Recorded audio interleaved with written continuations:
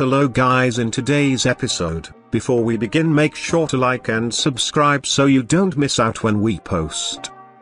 Tifu by trusting my mother. Some background: I was born in the US and have been with my so for almost 8 years. She has a 10-year-old son that lived with us full time. His father would pick him up about once a month for a weekend, but it never lasted the full weekend. He's as much my son as any I'll ever have. Back to my partner. We met online and I moved to Australia to be with her. We have 2 dogs, one that she had from before we met, and one that we got together. I had a comfy job and was good friends with the owner, enough that he was willing to give me 3 months off. As for my life before her, I lived with my grandparents almost entirely for as long as I can remember. My mother has been in my life, but she's never been the person I lived with for more than a few months. On to the mess up.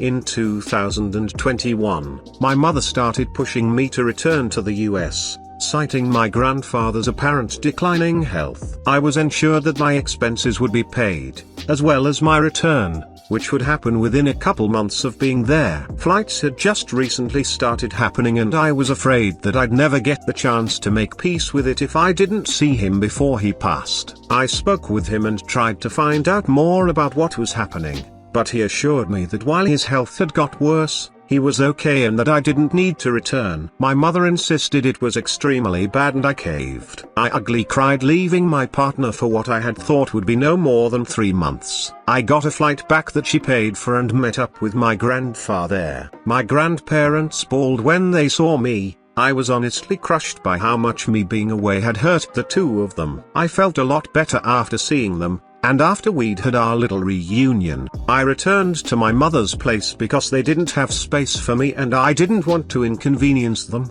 Over the next couple days, I learned that my grandfather's health wasn't as bad as my mother had implied. His health had gotten worse, but it wasn't too serious. He had been downplaying it, but it's not anything like my mother had implied. When I confronted her about it, she claimed that I was miserable with my partner, that I'd said things that I had simply never said. When I asked about returning, she cursed my partner and said that I wouldn't see a dime of her money if it was going to me returning or supporting my partner. I was shocked. I really didn't know what to say in that moment. When I told my grandparents what happened, they immediately offered for me to stay there. I took them up on it, as I couldn't even look at my mother. When she found out I was leaving, she smashed my phone. We had a screaming match and I left with my grandparents. I told my so what happened and she cried almost hysterically, pointing out that we didn't have the money saved for my return. That was the first time I ever puked from stress. I was honestly just so overwhelmed. I planned to work and return as quickly as I could,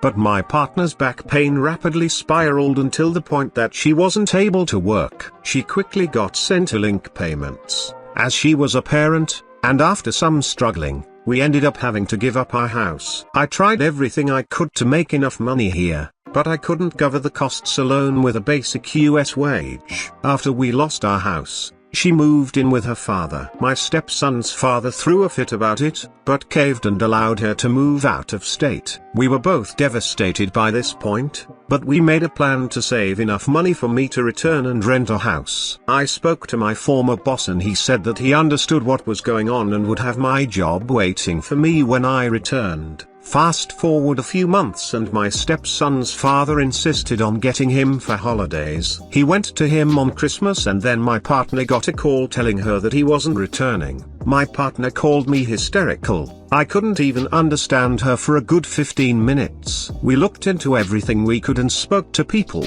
but we didn't have the money to hire a lawyer and the local police refused to act on it, as they're good friends with family of my stepson's father. This ultimately led to my partner's Centrelink payments getting cut to the point that she didn't even have the money to cover her cost of living, even while living under her father's roof. Our plan was again ruined, but I tried to see the upside and kept working towards returning. One expense after another, my resolve has been chipped away at.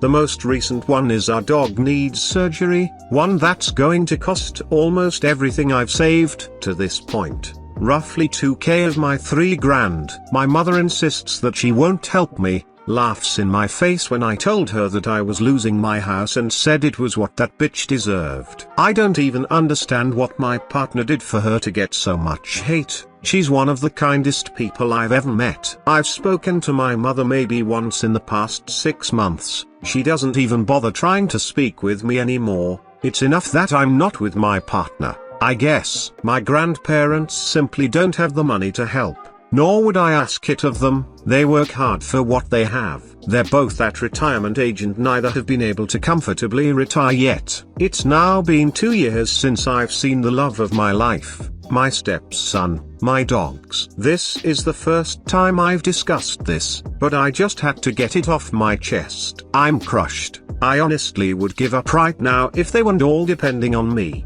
but I don't know how to move forward. TL Doctor, trusted my narcissist mother, lost my home and the life I was used to.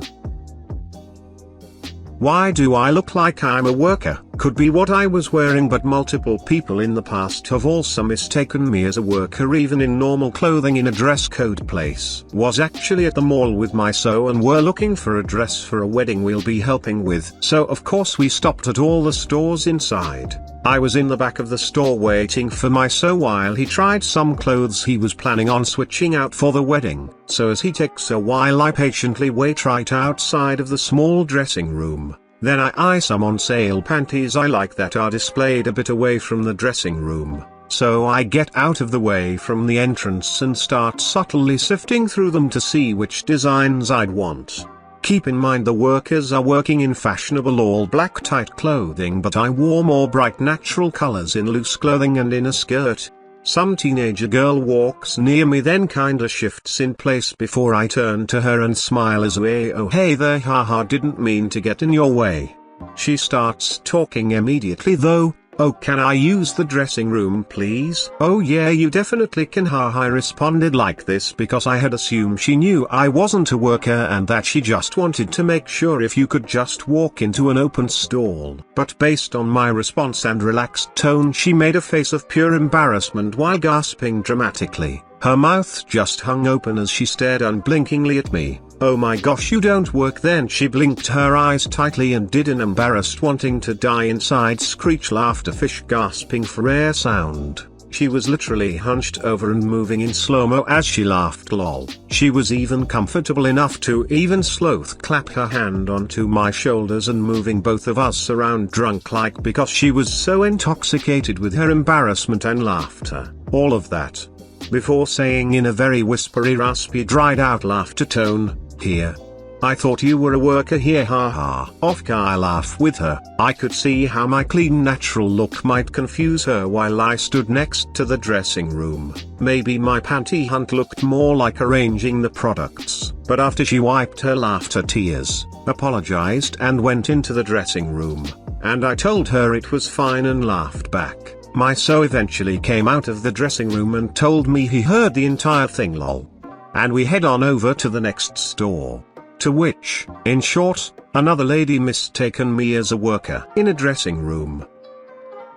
My husband, 47 meters, and I, 46F, have been together for 18 years and married for 15. My husband is not the type who always shows his feelings. He is very stoic, smiles on very few occasions and maintains a routine. Some even say that he is a robot, but I don't think so. I am someone who is very outgoing and completely the opposite of him. Before I was married to him, I was married to someone else who cheated on me. I used to say I love you a lot in my first marriage, but after my divorce, I had some sort of aversion to those words. Over the last 18 years, we have said I love you only 5 times. First time was when we were dating, second was on our wedding day, third and fourth when our daughter and son was born. Fifth was 5 years ago on Christmas when we were really tipsy because of the drinks. I wrote a post about how I met him and how we got together, but it made me realize that we haven't said I love you to each other for a long time. Later that night when I was lying down, He came to our bedroom and told me that he is sorry for his response, that it caught him off guard. He told me that he loves me a lot, and not even a day goes by he doesn't feel lucky to have me in his life. I was tearing up. That was better than my confession. I asked him that why don't we say that often. He told me that he doesn't say it because throughout his entire life no one has said it to him except for me. His parents were drug addicts who cared less for him. He had to start working since 14. He grew up in hardships, so saying I love yous are weird for him. But also he feels like we didn't have to tell each other when we express it with our actions way more. I told him I want to say it more now and want him to say it back if that's okay with him. I saw him smile for a while. He said it is fine as long as I want it. I don't think we need to say it when we know we love each other a lot. We will probably stop saying it after few days and go back to our mundane events lol. But it didn't bother me. Even if he never said it, he always shows that he loves me in his actions. He does chores for me. He would always give me a foot massage,